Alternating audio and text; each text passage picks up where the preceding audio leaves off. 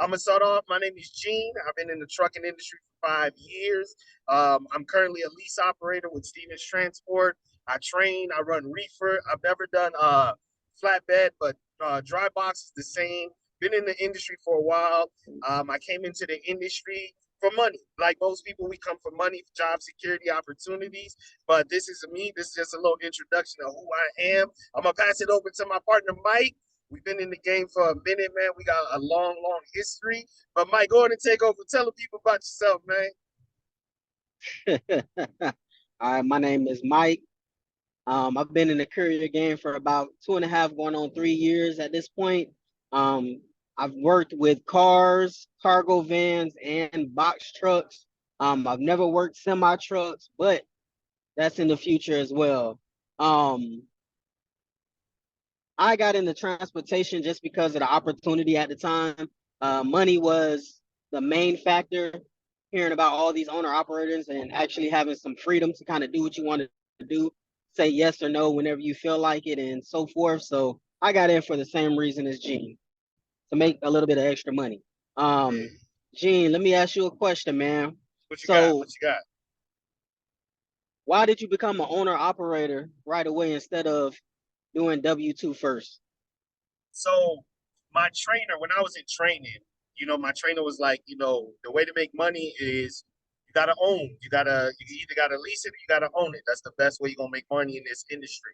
As a rookie, I gotta be real candid with you guys. I didn't do a lot of research. I didn't know nothing about trucking. I just jumped out here and what I heard other people said is what I did.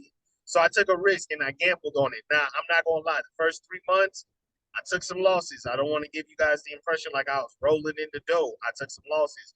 You're not factoring the fuel costs, insurance costs, depreciation. Am I getting enough miles? And then on top of that, I'm leased on to a company. So you got company rules and parameters. So coming out the gate, I made that decision based off of my trainer's advice. Did it pay off in the long run? Yes, yes, it did. It gave me a lot of business acumen. It caused me to look at the industry a lot different. It caused me to be able to buy a truck, sell a truck. It's given me a lot of exposure and to help me to understand a lot of the risk in the market. So being a W-2 life, it's not bad. It comes with a lot of peace of mind and security, especially starting off in this industry. But long term for financial gain, we're talking about financial gain. We're doing this for money. You're sacrificing. You're away from your family. You're away from your kids, wife, whatever you got going on. You're isolated in this truck.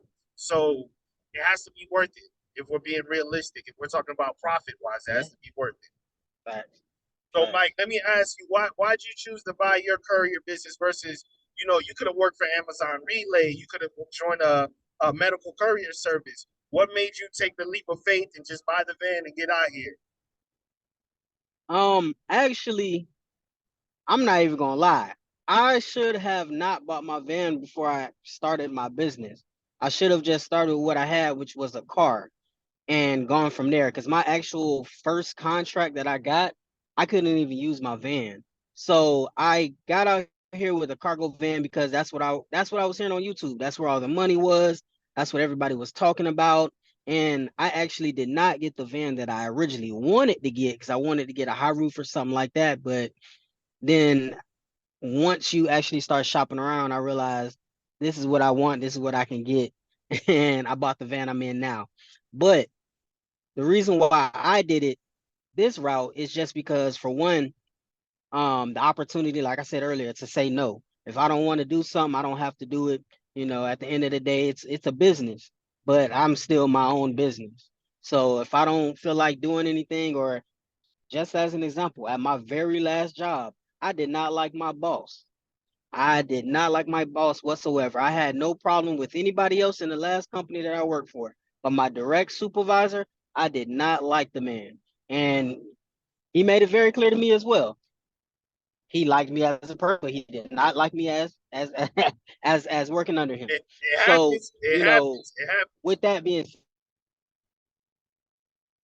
said, it happens. But with this industry, you don't have that. Yes, you still have to deal with people that are in management positions and different things like that. But at the end of the day, we're here to make money. So as long as I'm able to make pretty good money and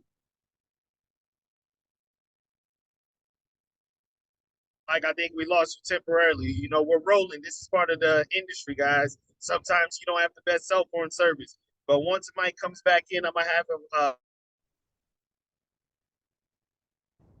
Mike, can you hear me? Can you hear me? I Yeah, lost service temporarily. I lost service.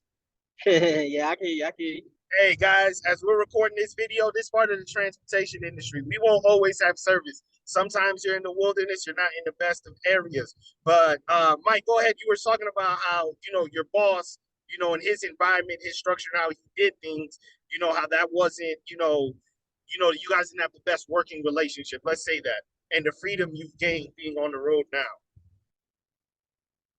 Right. And so it made it that much easier for me to step away and say, hey, let me start a business where I can say yes or no when I wanted to. And then also the pay. Um, the goal for me in my business is to start a company where I can make sure people get paid a decent amount. And just as an example, anybody getting paid minimum wage, for their business, that's their business. Me personally, if I hire somebody, I don't want to pay them minimum wage. And the company that I was previously at, there were majority of my employees were getting paid minimum wage. So, like I said, it was just the opportunity, and I saw an opportunity to start my business, and I was given an opportunity to start my business where I've been able to employ and stay employed, if that makes sense. Hey, Um, ain't nothing wrong with it. right, right. So, what made you want to start making YouTube content, Gene? So the purpose behind the YouTube content is just to give people the authentic, real reality of what's going on. Everybody's vlogging, everybody's putting something out there. This is another perspective from same transportation industry, just two scopes of it, two people working together in a partnership. The purpose of this YouTube channel, I just want to inspire somebody for when it gets hard. Don't quit, don't give up. You're gonna have bad weeks out here. But let's remember the benefits. One, you have no boss over your shoulder. You know what I'm saying? It's not direct quota. You don't have to meet the quota for the day. It's not like that. You drive hard, you do your job, you're gonna make it there. It's a risky industry. You're risking your life every day. Everything you could die anywhere, you could die doing anything.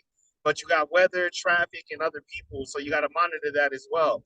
On this channel, I just want people to understand that it will get hard, but these are the things to look for. Let's learn, let's give you guys some information, whether it's cost, whether it's experiences, whether it's highways, whether it's roads. Let's look at it from a bigger perspective. I want everybody to have the information. There's power in information, and I want to be another outlet for people. You know what I'm saying? Maybe you might be able to relate to our channel better than you can to others. Mike, why do you want to put out the YouTube content?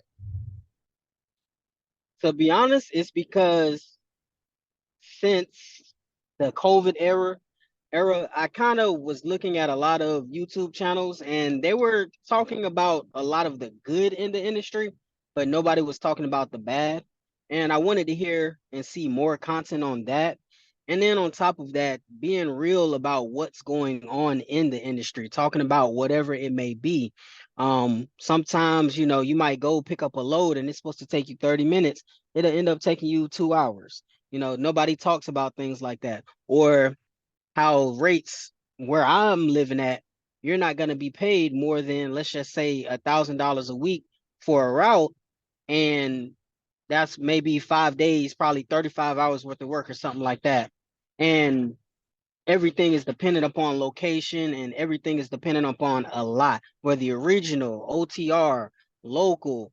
It's so many options that you have in the industry, and nobody's kind of talking about multiple options. So that's why I figured if we partner together on this, we can kind of talk about any and everything, whether it's semi trucks, OTR, whether it's getting in your car, driving up the street to a local, courier express and asking them for a contract, so that's the whole reason I wanted to start it. Hey, I love that. And for everybody who's gonna tune in and watch this, I want you guys to know there's good and bad in everything that we do, right? And in this industry, I want to be able to give you guys realistic perspectives as well. But as we talk about when we say bad, I just want you guys to understand these are the opportunities that we overcame. These are the things that we saw as challenges. And as you as a new driver or a new a new courier, whether you're taking the risk and putting up your own money, coming under a company umbrella, whatever it may be, we want to make sure you guys have the information to win. This is just our introduction. We wanted everybody to meet us. We're going to be on the platform. We're going to share views. We're going to show you where we're at. We're going to tell you how fuel prices are being impacted right now, accidents, insurance, things that you guys should be mindful of. And if there's any topics that you guys would like us to cover or share, please drop it in the comments. We'd love to have it, man. We'd love to have it. But Mike, I don't know if there's anything you else wanted to say to the people, but guys, it's an introduction to Gene and Mike. We carry freight. That's what we do. We